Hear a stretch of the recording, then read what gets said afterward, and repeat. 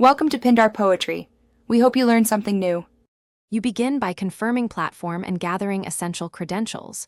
You need the app ID, bundle ID, and server key ready. Once those are in place, enable the push service, APNs for iOS or FCM for Android, in the developer console and upload any required certificates or keys. Make sure you create a test device token and a secure server environment for API calls. These steps let you progress immediately into message creation and server authentication without hitting permission roadblocks later. Now you implement server-side integration.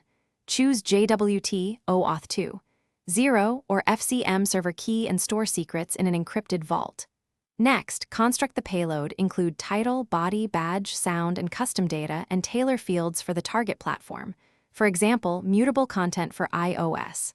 Once done, code the token lifecycle, register device tokens, refresh them on change, and add robust error logging so you detect invalid tokens or rate limits.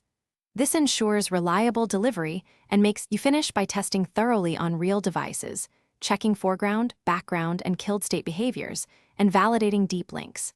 Then roll out gradually using feature flags or percentage-based releases and monitor delivery, open rates, and server errors in real time.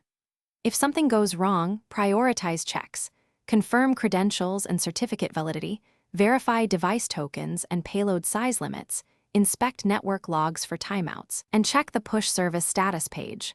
One key troubleshooting tip: reproduce the failure with a minimal payload to isolate the issue quickly. Thanks for watching. Consider subscribing if we helped you.